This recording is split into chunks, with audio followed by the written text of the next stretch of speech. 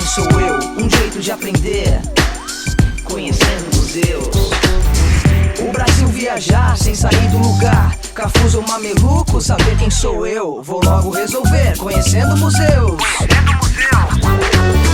Capivara, Pequi, Opala, Sambaqui, entender de Minas, saber quem sou eu, como posso descobrir, conhecendo museus, conhecendo museus. Neste mundo vou entrar, o universo conhecer, conhecer a mim, saber quem sou eu, já sei como fazer, conhecendo museus, conhecendo museus, conhecendo museus. Café é uma bebida que faz parte da cultura e do dia a dia do brasileiro. Não importa a origem ou classe social. Sua importância é muito grande na nossa vida e na nossa história. O nosso carinhosamente chamado cafezinho é pretexto para falar de múltiplos assuntos. Da vida, das alegrias, das tristezas, das preocupações, dos planos de futuro, da amizade. O café também permite falar de agricultura, de economia, de arquitetura e arte, de meios de transporte, de imigração, de política, de literatura e poesia e de como isso tudo tem a ver com a construção da identidade do povo brasileiro. E é isso que vamos fazer agora nesse programa, conhecendo o Museu do Café.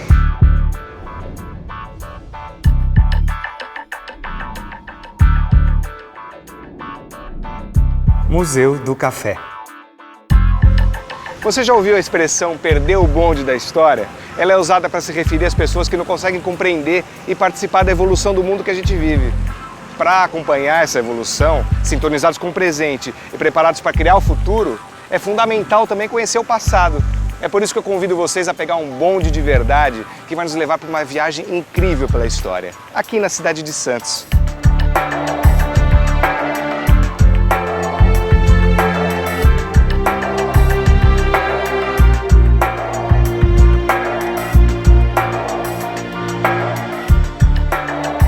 O próprio bonde já é um pedacinho de história preservada.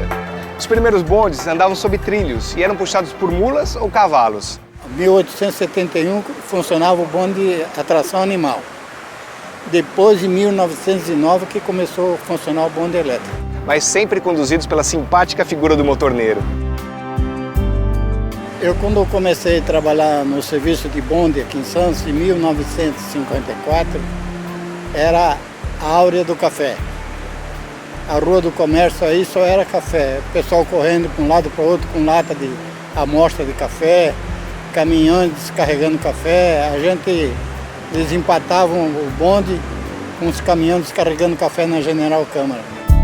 E hoje o bonde ainda está aqui, pronto para nos levar na nossa viagem pelo tempo. Nós estamos agora na Rua do Comércio, antigamente chamada de Rua Santo Antônio, porque ela nos leva diretamente ao Santuário de Santo Antônio do Valongo. Olhando aqui à nossa direita, nós temos as ruínas dos casarões do Valongo. São 2 blocos do finalzinho do século XIX. Aqui já funcionaram comércios, residências da nossa prefeitura, mas ao longo dos anos sofreram 2 incêndios e uma ventania derrubou parte da construção. O trajeto deste bonde liga alguns dos principais monumentos e edifícios históricos do Centro Antigo de Santos. E é para um deles que nós vamos, para o antigo Palácio da Bolsa Oficial de Café, onde funciona desde 1998 o Museu do Café. Olhando aqui à nossa direita, a lateral da Bolsa Oficial de Café. Neste local, o café era classificado, negociado antes de ser exportado.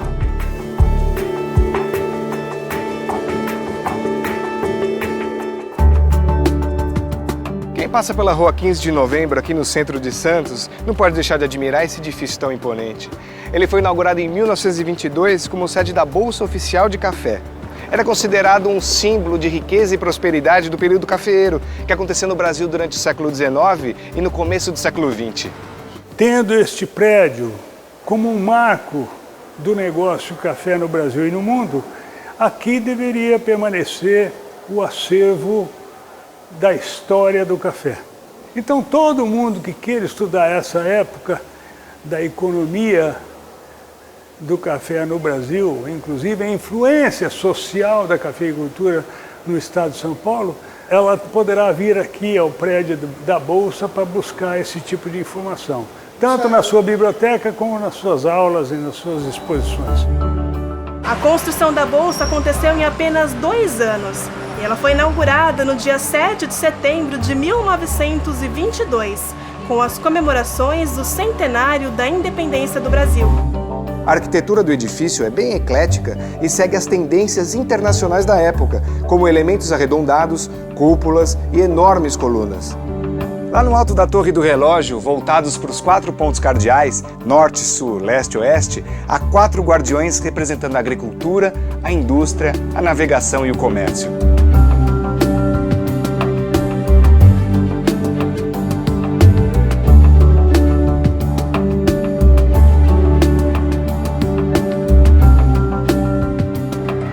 Na entrada principal, há 2 guardiões, os deuses romanos Ceres e Mercúrio. Ceres, deusa da arquitetura e da fertilidade da terra, olha em direção ao porto, onde as sacas de café eram embarcadas em navios cargueiros e exportadas para o mundo todo. Do outro lado está Mercúrio, deus dos negócios e protetor dos comerciantes, atento ao crescimento da cidade que enriquecia rapidamente, tornando Santos um polo mundial no comércio de café. Quando entramos no edifício, o luxo e a riqueza de detalhes continuam. Piso de mármore italiano, relógios ingleses, luminárias francesas, madeiras nobres brasileiras usadas em móveis, assoalhos e revestimentos. Toda essa ostentação tinha o objetivo de demonstrar o poder da aristocracia cafeeira. Mas a gente nunca pode esquecer que esse poder foi construído graças ao trabalho árduo dos escravos e dos imigrantes, que deram duro para escrever as páginas da história do café no Brasil. Esses painéis aqui no Salão do Pregão foram pintados pelo artista brasileiro Benedito Calixto. Eles retratam 100 anos do ciclo do café e da cidade de Santos, de 1822 a 1922. É interessante observar as pinturas de Calixto, que era conhecido por registrar momentos importantes da nossa história e comparar com a imagem da cidade hoje.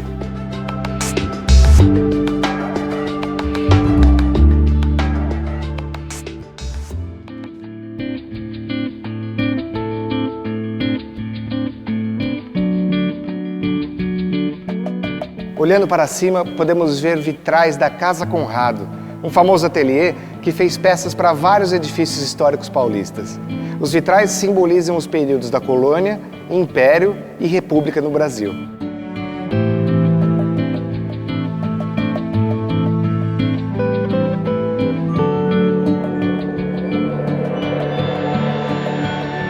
Esse vitral é uma obra de Benedito Calixto.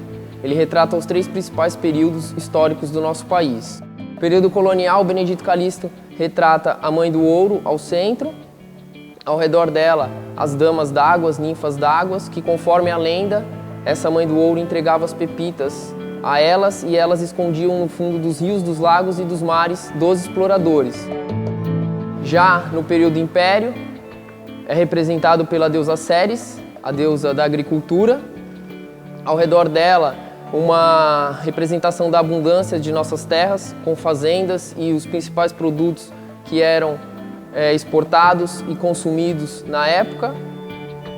Já o período República retrata o deus Mercúrio, o deus do comércio, ao redor dele trabalhadores e uma breve representação do Porto de Santos, com algumas embarcações já a vapor representando essa nova era.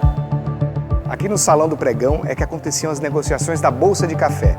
Era uma enorme agitação. Os corretores, sempre de terno branco para se diferenciar, negociavam o valor das sacas de café, enquanto os fazendeiros observavam tudo lá do mezanino.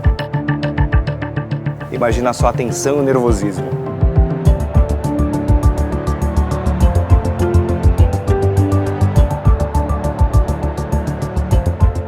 Agora uma questão interessante. Você sabe como era determinado o valor do café negociado?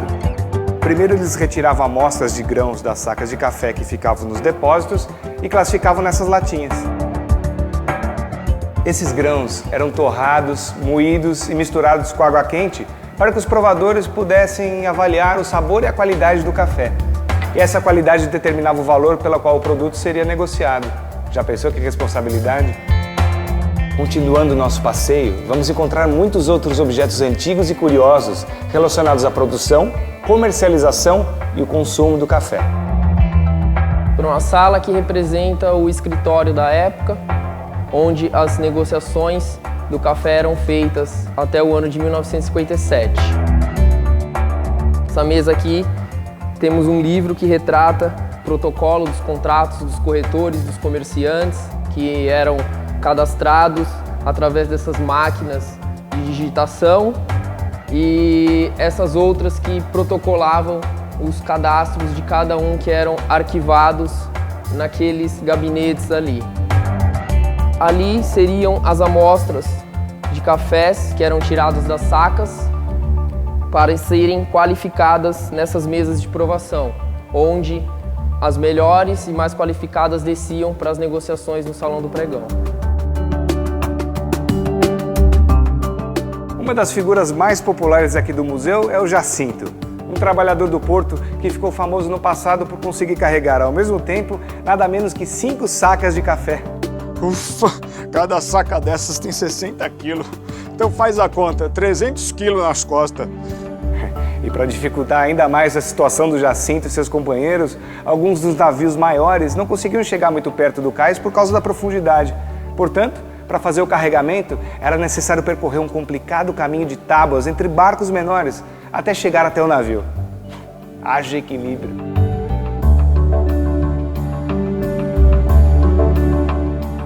Daqui a pouco você vai saber mais sobre a história do café. E para completar, o barista do museu, esse profissional que é especialista em café, vai nos dar várias dicas de como preparar um cafezinho saboroso. Até já!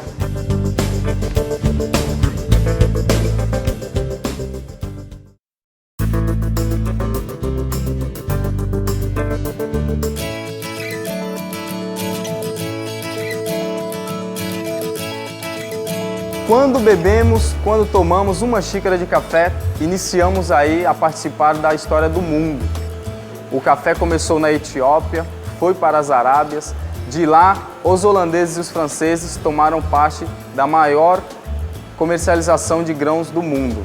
Daí foi lá o Francisco de Melo Palheta, um português, no ano de 1727 trouxe para o Brasil, lá no Pará. O café chega em 1727 no Pará, e no Pará ele não dá tão certo pelo clima, por ser muito quente, não ter tanta altitude. Aí depois ele vai até o Rio de Janeiro, que também não dá tão certo. E depois é que ele chega aqui em São Paulo. O café exige condições especiais. O café precisa pelo menos 1.600 milímetros de chuva, precisa uma seca bem definida para você fazer um bom café e precisa altitude. Vamos falar acima de 700 metros e abaixo de 1.200 metros. São Paulo tem essas condições em várias regiões do estado. Diversas condições se associaram para fazer de São Paulo o maior produtor de café do país. O clima quente e úmido, a grande disponibilidade de terras férteis, o porto de escoamento para exportação e a experiência dos fazendeiros adquirida com açúcar. E o comércio foi crescendo e a cidade de São Paulo se desenvolvendo, o Porto de Santos virou o maior exportador e o mundo todo passou a tomar café. Mas a economia cafeira não teria florescido com tanta força se não fossem 2 outros fatores-chave: a expansão das ferrovias e a chegada dos imigrantes estrangeiros. O papel do imigrante foi decisivo aqui para o Brasil, principalmente para a produção de café, pelo fato de que, com o fim da escravidão, eles precisavam dessa mão de obra nas lavouras. Então, o governo brasileiro incentivou a entrada de imigrantes em nosso território. Muitos de nós brasileiros somos descendentes desses estrangeiros que chegavam de vários países da Europa e também da Ásia, cheio de sonhos e disposição para encarar desafios e sem medo das dificuldades, que não foram poucas. E lá não tinha nada de banheiro, era atrás de toco ou atrás da bananeira, né? Na colônia não tinha nada de banheiro, não. Tinha chuveiro nas casas? Nada de chuveiro, é tudo de balde, porque a água mesmo a gente tirava do poço, né? E guardava no balde, a gente tomava banho mesmo. E tinha móveis? Eles davam os móveis? Nada. Não tinha nada, não tinha móvel nenhum? Nada. E o fogão era de lenha? O fogão era feito de barro, tijolo, né? É tudo lenha. Tudo bem. Não tinha luz, era lamparina. Outro fator fundamental que fez do estado de São Paulo o maior produtor de café do país foi a expansão das ferrovias. Sem elas não haveria como trazer o café das fazendas espalhadas pelo interior até o porto. Em 1894, o Porto de Santos já superava o do Rio de Janeiro em exportações de café e novas fazendas foram abertas nas regiões oeste e noroeste do estado. A principal ligação com o interior de São Paulo a Santos era a ferrovia São Paulo Railway. Era a única que descia a serra nessa época. À nossa esquerda, a antiga estação de trem São Paulo Railway, também conhecida como Santos Jundiaí. Ela foi muito importante para a economia da nossa região, ela fazia o transporte do café. O café deu origem à terceira e última aristocracia do país, depois dos senhores de engenho e mineradores. Os fazendeiros, também conhecidos como barões do café, tornaram-se a elite brasileira predominante no século XIX. Aparentemente tudo ia muito bem. Produção farta, alto valor do café no mercado, consumo mundial em alta, tanto na Europa quanto nos Estados Unidos. Porém, isso acabou resultando num excesso de otimismo.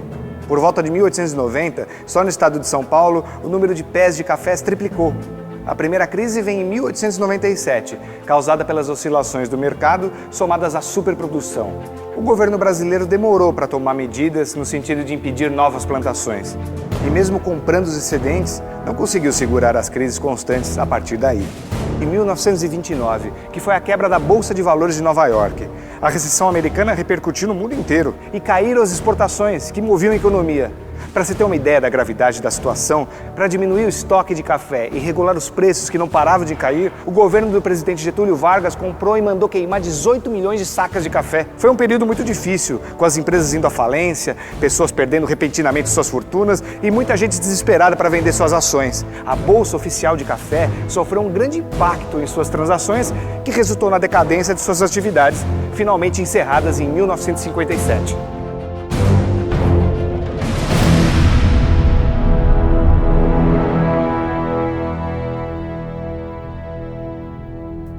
Isso pode parecer o final da nossa história do café, mas na verdade não é. Foi apenas o fechamento de um ciclo e o começo de outro. O Brasil entrou na fase da industrialização, que trouxe novos movimentos e desafios. O prédio da Bolsa Oficial de Café ficou fechado até 1998, quando foi restaurado e transformado nesse museu. Como através do Porto de Santos era exportado 80% do nosso café, nada mais legítimo do que transformar esse prédio da Bolsa num museu do café.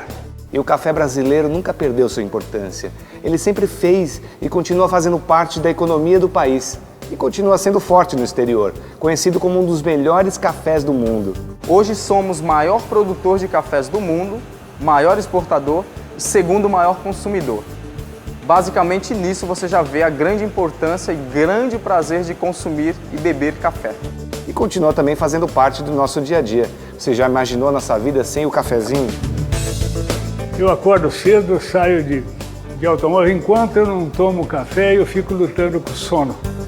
Eu tomo um cafezinho, tudo fica mais claro, eu entendo as coisas, eu fico até mais inteligente. Então, café para mim é a minha vida.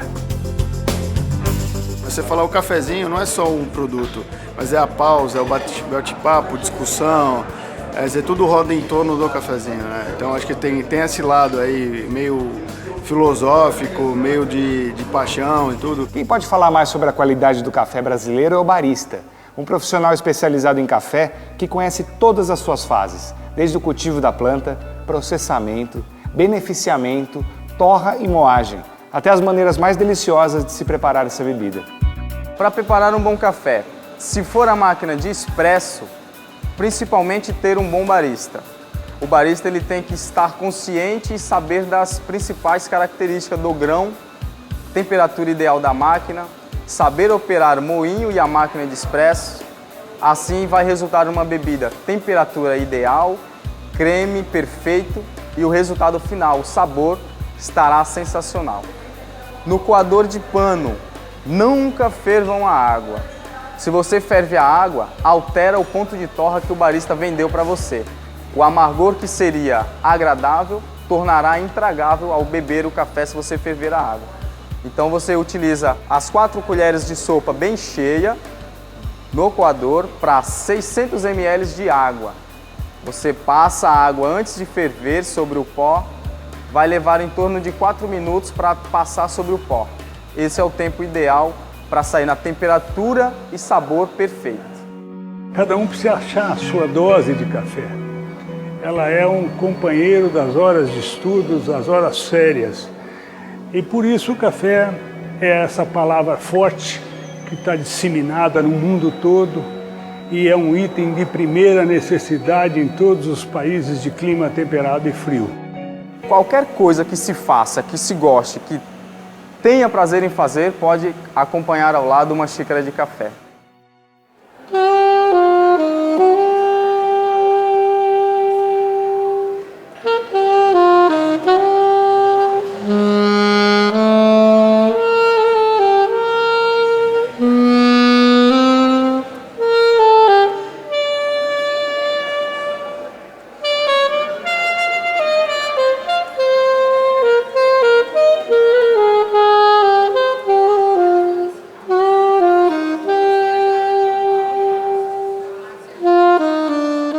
Seguindo uma tendência mundial, os museus buscam formar um público de visitantes frequentes, não só pelas exposições itinerantes, mas também com palestras, apresentações musicais e lojas de lembranças, tornando-se um espaço de convivência. E o Museu do Café não foge a essa tendência, mais um bom motivo para vir com a família, passear com os amigos ou namorar. Um prédio vivo em que aqui tem uma cafeteria, nós temos curso de barista aqui, nós queremos, por exemplo, promover para as escolas uma sala de aula onde você possa contar casos da cafeicultura, o que ocorreu com a cafeicultura no estado de São Paulo e no Brasil. Enfim, tornar esse assunto um assunto atraente, tanto às crianças como a quem viveu de café, como a outros estudiosos de assuntos econômicos do Brasil.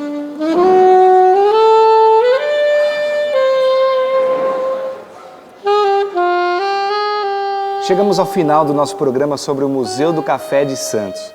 Eu me despeço, mas não vou sair daqui tão cedo porque faço questão de experimentar outras variedades de café e também curtir um pouco da boa música. Se você tiver oportunidade, venha conhecer tudo isso de perto. Se não, não se preocupe. Muitas viagens nos esperam nos programas da série Conhecendo Museus e fazemos questão da sua companhia. Até lá!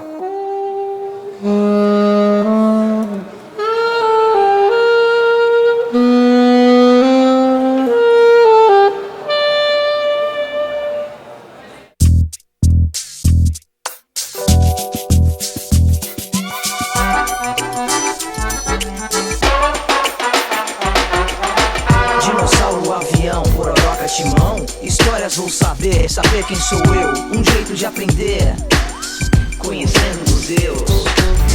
O Brasil viajar sem sair do lugar, Cafuso ou Mameluco, saber quem sou eu, vou logo resolver, conhecendo museus. Capivara, Pequi, Opala, Sambaqui, entender de Minas, saber quem sou eu, como posso descobrir, conhecendo museus, conhecendo museus.